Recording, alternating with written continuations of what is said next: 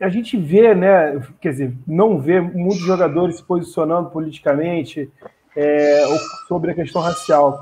Recentemente, a gente tem visto com mais frequência alguns jogadores, digamos assim, que tenham representatividade internacional, como é o caso do Richarlison, que algumas vezes até no âmbito político, na questão do apagão do Amapá, da questão da Covid, se posicionou pelo Twitter e recebeu apoio de outros jogadores e até da imprensa. E, em contrapartida, outros jogadores que têm relevância, né, no cenário futebolístico meio que ficam ali, né, omissos, né, não se posicionam. Podem até ter um pensamento crítico, mas, de repente, não se posicionam.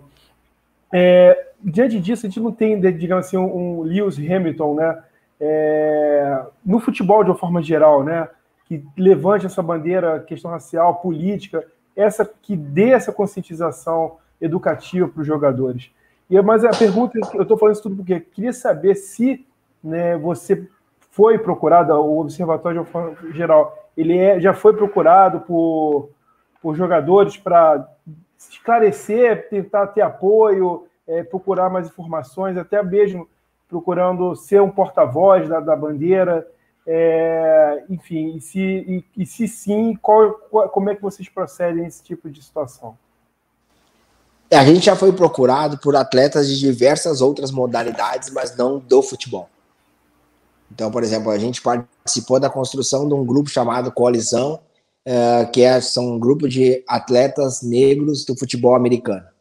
A gente está participando agora da construção do Pele Preta, que é um projeto que dialoga com diversos atletas, principalmente do basquete e depois de outras modalidades. Mas o futebol em si, o que a gente consegue fazer é o diálogo com um ou outro atleta. E esse diálogo, ele vai acontecer quando a gente consegue quebrar essa estrutura, quando a gente consegue chegar direto no atleta. Porque se a gente tiver que passar pelo empresário, pelo assessor de marketing, nunca é o momento do atleta se posicionar.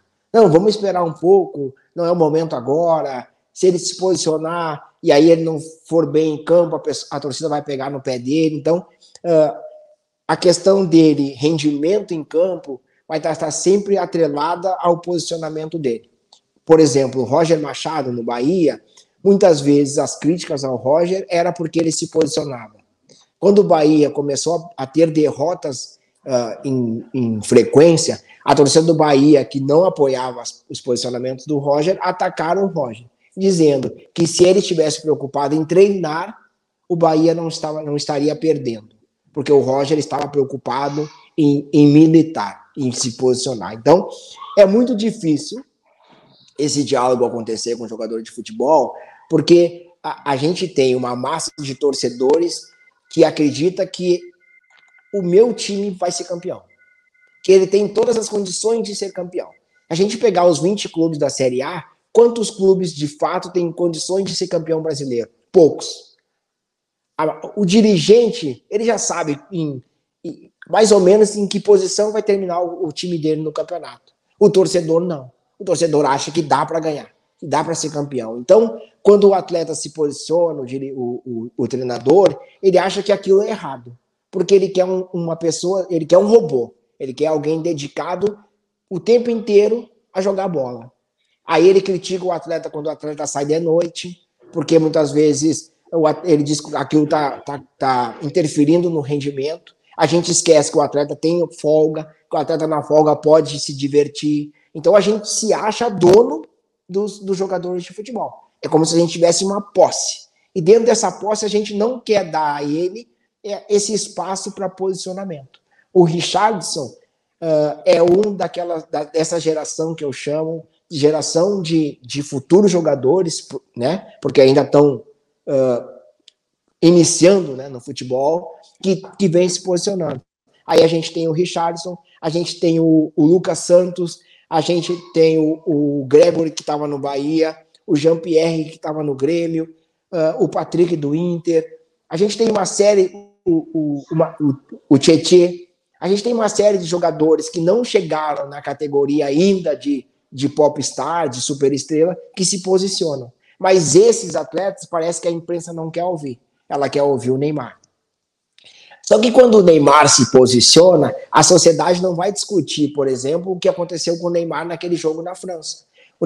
O Neymar foi ofendido no jogo na França, ele se posicionou nas redes sociais e o debate na rede foi: será que a gente precisa abraçar o Neymar? Porque um dia o Neymar, com 18 anos, disse que não era negro. Então a gente não discutiu o agressor. A gente não discutiu uma maneira de punição ao clube, ao infrator. A gente foi discutir o Neymar. Se o Neymar disse ou não disse que era negro, a gente foi discutir quem era o Neymar, né? O que o Neymar faz na folga dele. Então a gente não discutiu o racismo, a gente discutiu o Neymar. Então eu acho que essa questão impede que a maioria dos jogadores se posicione, porque acaba ficando aquele medo. Pô, se eu me posicionar amanhã a torcida vai me cobrar. E aí entra aquilo que eu disse. É preciso que os clubes incentivem. É preciso, por exemplo, quando o Roger estava no Bahia, ele se sentiu à vontade para se posicionar, porque ele estava dentro de um clube que se posicionava. Então, o que é preciso, né? Volto a repetir. É preciso que os dirigentes ou que os clubes se posicionem. A partir dali, os jogadores vão ter mais coragem de se posicionar. Enquanto um clube, uma federação ou uma CBF não se posicionar, os jogadores vão continuar nesse silêncio.